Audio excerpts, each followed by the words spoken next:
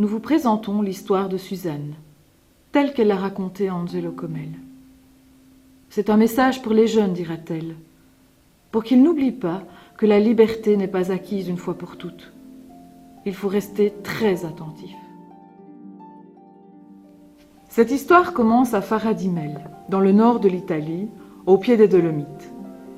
Benvenuta Susanna, dite Nuta, née en 1919, vivra avec ses frères et sœurs une enfance sans grand problème.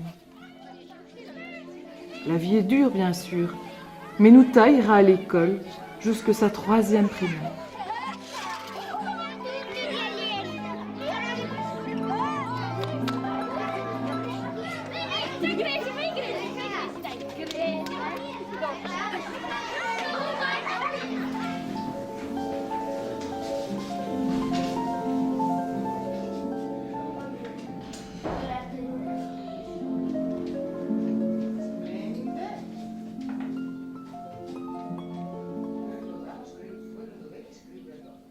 Étant l'aînée, elle doit ensuite aller travailler.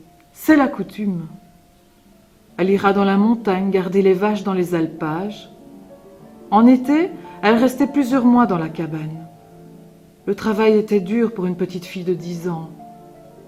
Tôt le matin, abreuver les vaches, faire le beurre, le fromage et la maquet avec le lait trait la veille, dans la soirée.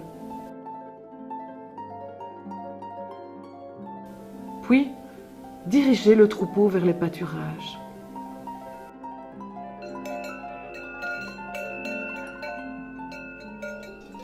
Une interminable journée seule s'étirait à surveiller les vaches et à rêver. Le soir, jusque tard dans la nuit, elle avait rendez-vous avec les étoiles. L'hiver, c'est à la ferme qu'elle travaillait.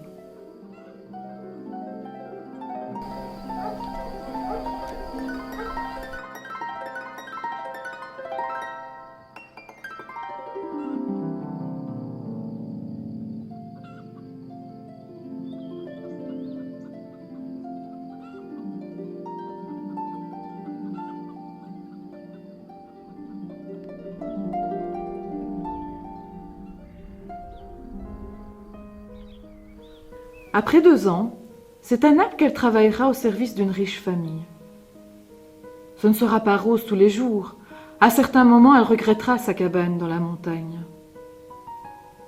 Les tâches sont réparties entre tous les serviteurs de l'équipe. Le régime est strict. Lever à 5 heures, tablier blanc impeccable pour servir le petit déjeuner. Puis, frotter, récurer, nettoyer dans tous les coins jusque tard dans la soirée.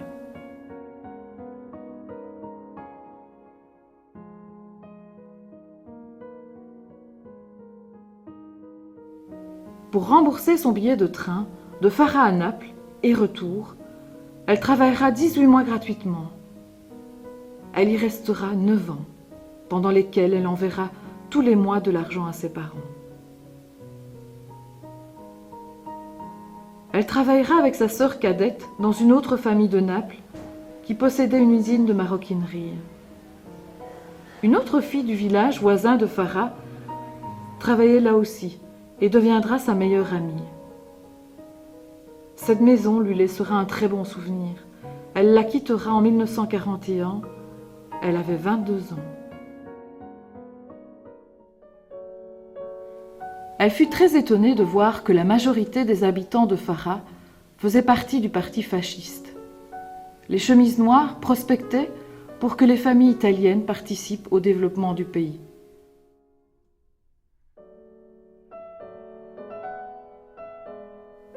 C'est ainsi qu'elle a été contrainte de partir travailler en Allemagne. « C'est un honneur pour toi, tu as de la chance », lui disait-il. Dans un premier temps, elle crut en sa chance. Le voyage et le séjour de 6 mois étaient agréables. Elle passa Noël en famille, sans se douter que ce serait le dernier.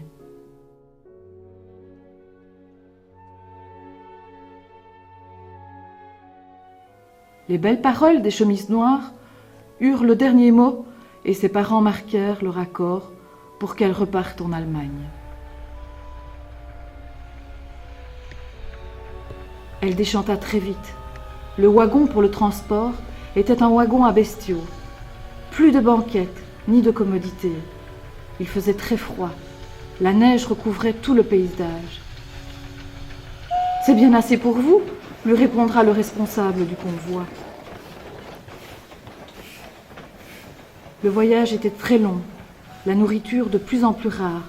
« Mais il faut montrer aux Allemands que vous êtes des durs », lui dira-t-on sans ménagement.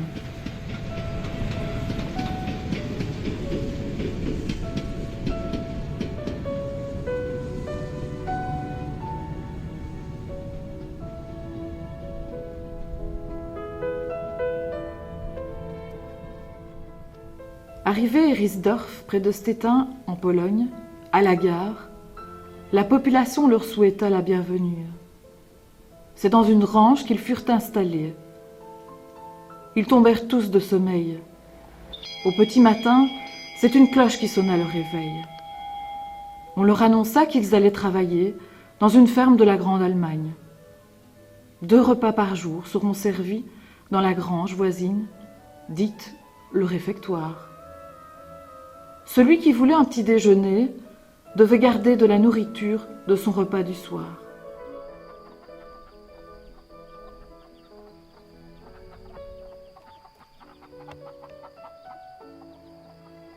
Le premier jour, elle devait arracher les mauvaises herbes dans les semailles, à genoux, pour épargner un peu son dos.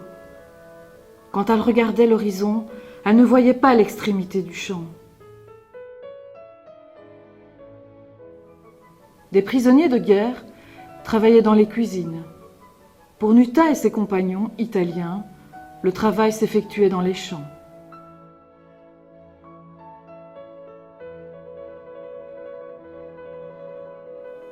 Les repas étaient invariablement constitués de soupe et de 3 pommes de terre bouillies. Les premiers vêtements étaient offerts par l'ambassade d'Italie. Les autres, ils devaient les payer avec leur salaire. Nuta a ainsi travaillé tout le temps pour payer ses vêtements. Jamais elle n'a vu 1 mark ou 1 lire.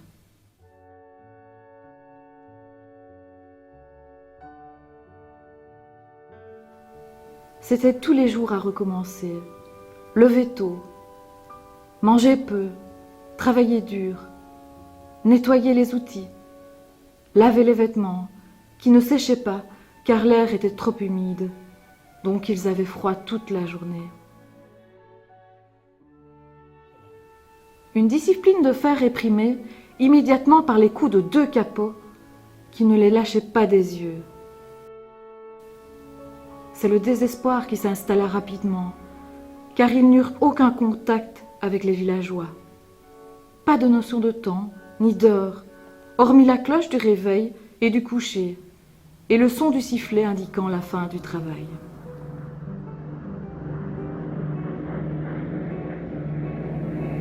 Les bombardements des Alliés étaient fréquents. La peur des bombes et la crainte de la réaction des Allemands devinrent permanentes.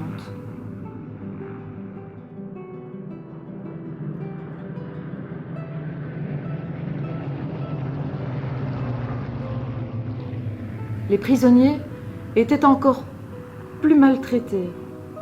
Ils ne recevaient qu'un repas par jour. Souvent, Nuta remarqua qu'ils mangeaient discrètement, bien sûr, les feuilles des betteraves ou des racines qu'ils arrachaient.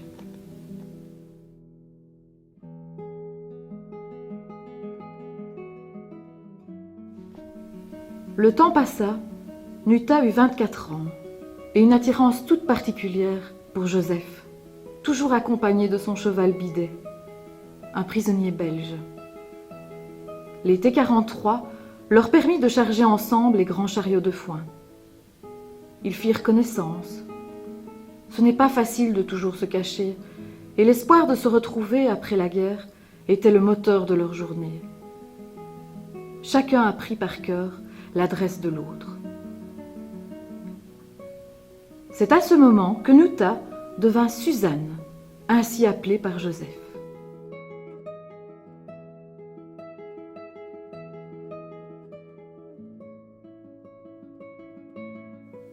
À Berlin, À l'ambassade d'Italie, Suzanne a dû s'expliquer et promettre de ne plus revoir le prisonnier belge.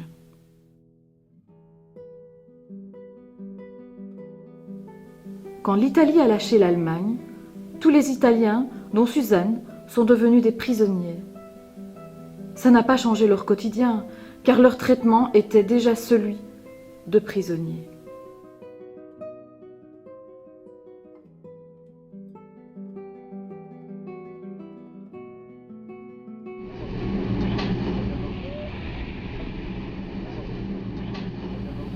« 1944. Les Russes arrivent. Les Américains et les Anglais progressent à travers la France et l'Italie. La joie était à son comble, mais l'insécurité grandissait. Les prisonniers, dont Joseph, sont partis au grand désespoir de Suzanne. Et quelques semaines plus tard, elle et ses compagnons sont également lancés sur les chemins de l'Exode. À quoi se résume l'Exode ? Marcher tous les jours, plus de 10 heures, pendant plus de 3 mois, sans parler, sans trop réfléchir pour épargner ses forces. Il faut parfois avoir de la chance, et Suzanne en a eu en rencontrant un prisonnier, Maurice de Bruxelles. Celui-ci a, par des passe-droits dus à ses connaissances en allemand, retrouvé Joseph et conduit la colonne de Suzanne jusqu'au stalag où il se trouvait.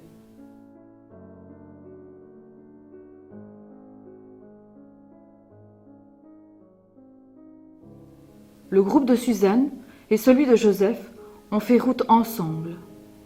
Marcher, marcher, toujours marcher vers un endroit où ils seraient en sécurité, où il y aura beaucoup de nourriture, disaient les sentinelles. Mais personne n'y croyait plus.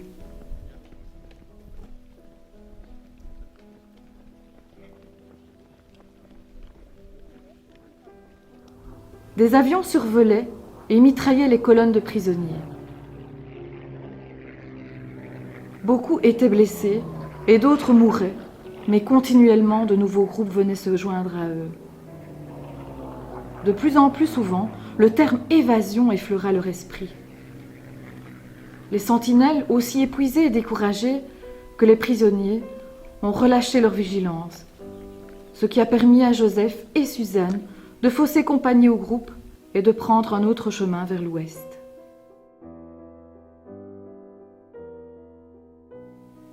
À chaque évasion, c'est après l'appel du soir que Suzanne et Joseph prirent la fuite. Mais chaque fois, ils croisèrent la route de l'armée russe.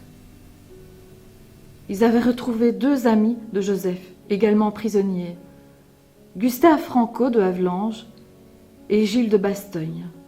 Et avec leur aide, la 4e évasion fut la bonne. Arrivés à Nuremberg, ils apprirent que l'Allemagne s'était rendue et qu'ils étaient libres. Un dilemme est apparu dans la tête de Suzanne. N'ayant plus de passeport, faut-il aller en Italie voir ses parents ou bien sûr suivre Joseph en Belgique ? Par l'intermédiaire de la Croix-Rouge internationale, il fut rapatrié en avion jusqu'à Bruxelles.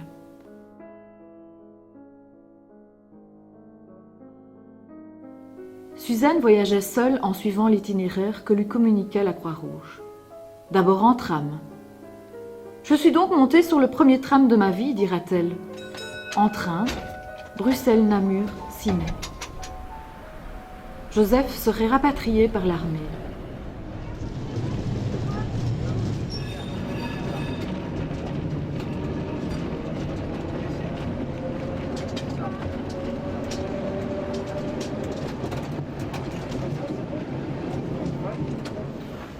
Elle reçut l'aide d'autres voyageurs. Heureusement, elle ne parlait que quelques mots de français et craignait toujours de dire qu'elle était italienne, car les Italiens avaient collaboré avec Hitler.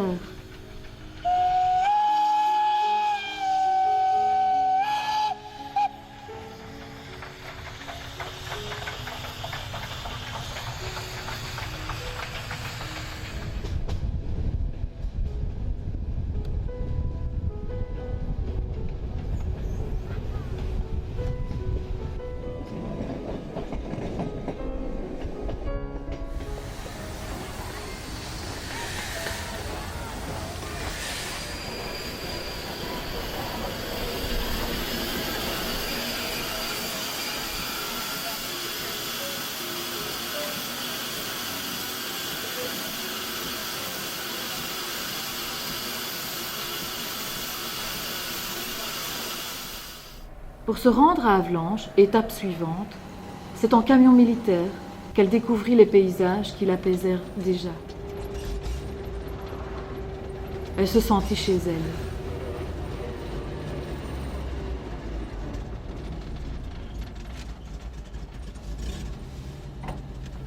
À Havelange, les militaires la conduisirent chez le curé. Celui-ci fit le nécessaire pour trouver un véhicule, pour amener Suzanne à Genève-en-Condroz. Dernier trajet.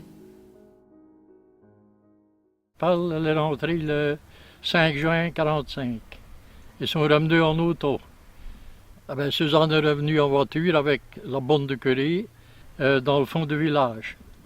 Presque tout le village allait la rechercher à la dernière maison dans le fond, en allant sur Miécré. Les villageois se demandèrent pourquoi Suzanne était là. Était-ce uniquement pour apporter des nouvelles de Joseph? Mais non, bien entendu. Suzanne et Joseph avaient déjà fait un long chemin ensemble. Le père et la sœur de Joseph accueillirent Suzanne très chaleureusement. Et ensemble, ils attendirent le retour de Joseph.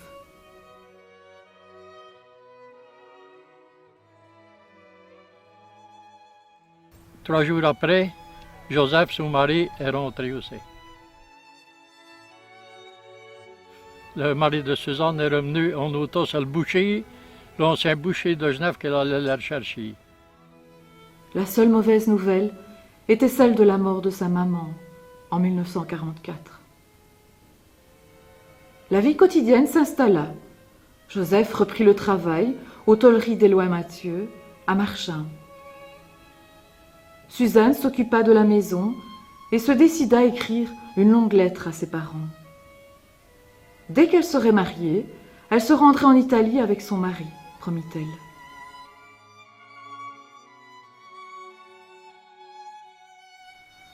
Obtenir les papiers d'identité de Suzanne, nécessaires pour le mariage, ne fut pas une mince affaire, et convaincre le curé ne fut pas plus simple.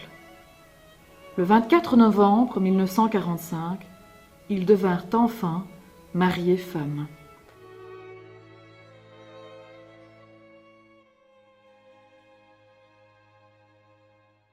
Fin de l'année 46, la décision fut prise d'aller voir les parents de Suzanne en Italie. Ce fut un long trajet en train, avec d'énormes difficultés aux frontières, à cause des documents d'identité de Suzanne. Ses parents et tous les gens du village l'accueillirent avec des larmes de bonheur. Passeport et carte d'identité à l'appui, sa mère ne voulut pas croire en son mariage et refusa que sous son toit, Suzanne dorme dans le même lit que Joseph. Le curé de Carvet fut appelé en renfort et heureusement, voyant tant de cachets sur les documents, il confirma que Suzanne et Joseph étaient mariés. L'Italie n'était-elle donc pas sortie du Moyen Âge ?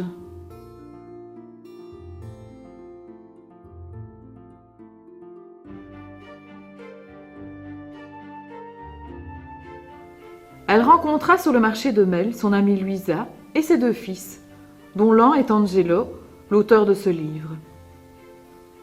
En Italie régnait toujours une énorme pauvreté. Il n'y avait pas de travail pour tout le monde. Suzanne arriva à convaincre son amie d'émigrer en Belgique.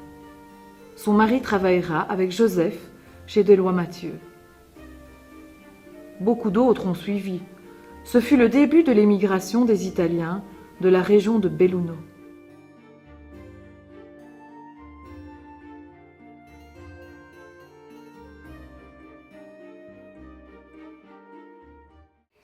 Il paraît que vous avez connu Nuta, vous? Oui, toute sa famille. Et toute sa famille? Oui. Et comment est-ce que vous l'avez connu? Oh, je le connais, le village. Ici à Farah? Oui, Ici à Farah. C'est grâce à Nuta que vous avez été en Belgique? Oui, Nuta et Renzo. Et Renzo? Oui. Renzo Menel. Renzo Menel. Renzo Menel. En quelle année vous êtes allé en Belgique? 1947 au mois de mai. 1947 au mois de mai. Oui. Tout seul? Avec 5 villages. 5. Nuta, je l'ai connu 54, 55. Je me soumettais à la maison à Genève.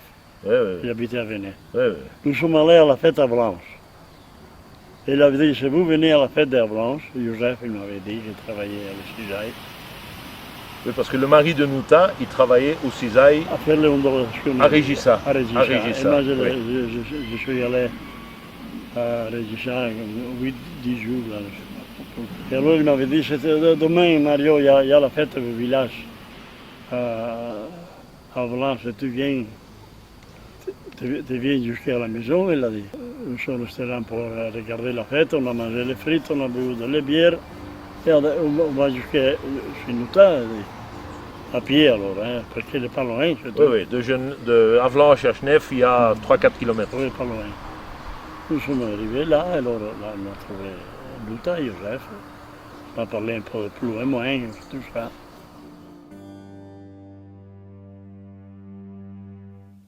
Après 31 ans de mariage, Joseph a quitté ce monde. Pendant quelques années, Suzanne est retournée vivre à Fara, où 2 anecdotes l'ont étonnée profondément. Elle a appris par l'employé de la commune que son mariage n'avait jamais été transcrit. Elle était donc toujours signorina. La deuxième plus vexante.